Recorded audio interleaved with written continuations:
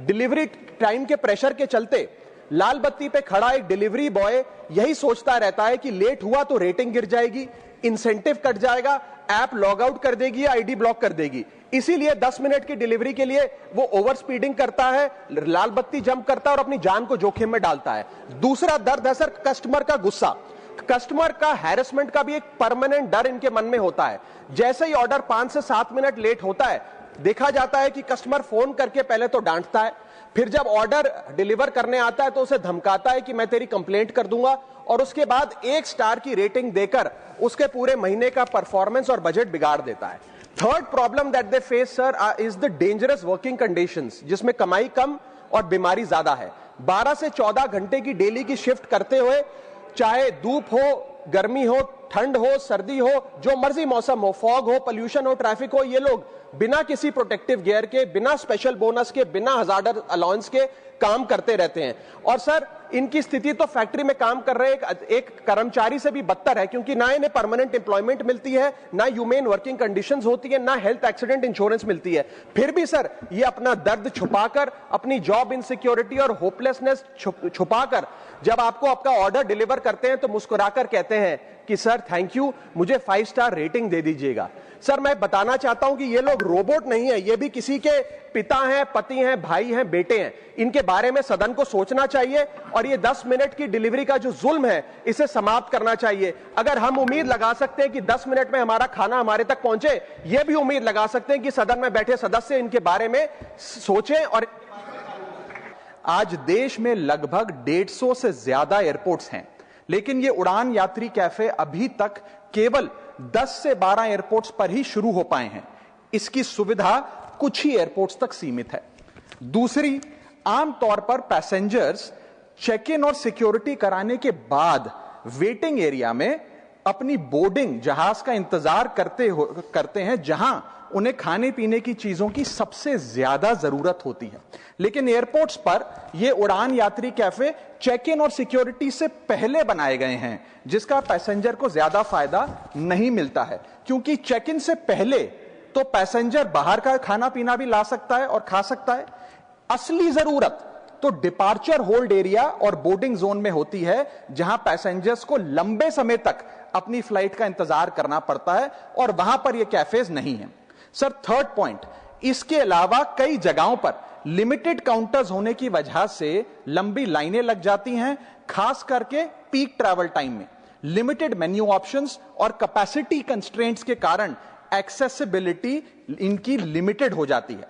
Sir मेरा सरकार से अनुरोध है कि हर छोटे बड़े एयरपोर्ट पर खास करके चेक इन और सिक्योरिटी के बाद वाले एरियाज में इन कैफेज की शुरुआत की जाए और पैसेंजर्स को बेहतर फूड ऑप्शंस मिले, ताकि एयर ट्रैवल सचमुच में अफोर्डेबल हो सके। भारत में 125 करोड़ मोबाइल फोन यूजर हैं, जिसमें से 90% प्रीपेड प्लान के यूजर हैं। सर आज मैं प्रीपेड प्लान के जो मोबाइल यूजर्स हैं उनकी ओर से 2 समस्याएं उठाना चाहता हूं। सर पहली समस्या है कि रिचार्ज खत्म होने के बाद आउटगोइंग के साथ साथ इनकमिंग कॉल का भी बंद होना। सर जब प्रीपेड प्लान एक्सपायर होता है या मोबाइल रिचार्ज की वैलिडिटी खत्म होती है तो आपकी आवाज बंद कर दी जाती है। फोन मेरा, सिम कार्ड मेरा, नंबर मेरा, तो सर रिचार्ज खत्म होने के बाद आउटगोइंग कॉल बंद होना समझ आता है, लेकिन इनकमिंग कॉल बंद होना सरासर मनमानी है। सर हमारा मोबाइल नंबर आज हमारी डिजिटल पहचान बन चुका है।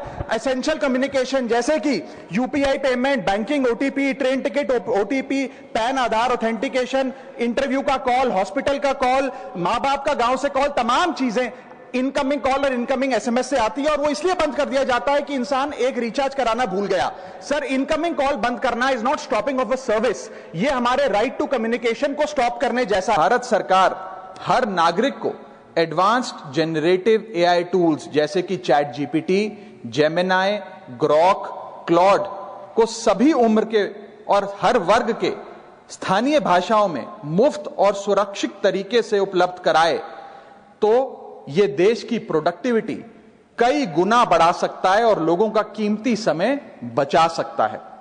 चाहे कोड लिखना हो, डेटा एनालिटिक्स हो या कोई सरकारी फॉर्म भरना हो, ये सारे काम एआई की मदद से और आसानी से और जल्दी से किए जा सकते हैं।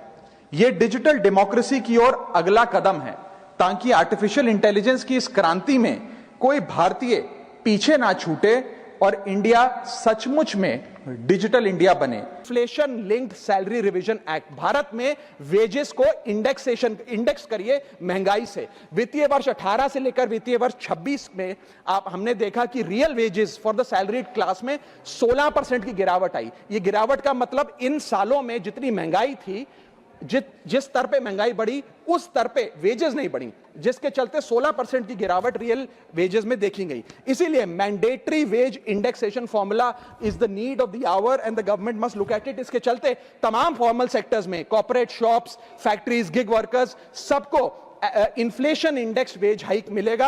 और सरकार के मुलाजिम को तो मिलता ही है, हर साल डियरनेस अलाउंस मिलता है, उसके बाद आप हर कुछ सालों में पे कमीशन लागू होता है। इससे आप 20 करोड़ आबादी, which is 45% of India's total workforce, आप उसे एड्रेस कर पाएंगे। सर, इसी के साथ साथ मैं बताना चाहता हूं कि दुनिया के कई देशों में यह पहले से ही लागू है। यूएस के अंदर COLA, cost of living adjustment system लागू है, जिसके अंदर एनुअल और ऑटोमेटिक रिवीजन होता है। जर्मनी के अंदर हर 18 से 24 महीने के अंदर महंगाई के अनुसार सैलरी बढ़ा दी जाती है। जापान के अंदर शिंटो मेथड यूज होता है, जिसमें annual inflation index wage hike दी जाती है। और बेल्जियम में ऑटोमेटिक इंडेक्सेशन लॉ है, जिसमें क्वार्टरली बेसिस पर एम्प्लॉइज की सैलरी बढ़ाई जाती है। Sir, India is one of the only countries in major economies where 85% of our formal workforce has zero statutory inflation protection. We are at the mercy of the employer discretion and our own negotiation power to raise our salaries. इसके साथ साथ मुझे लगता है कि एक minimum increase based on inflation होना चाहिए।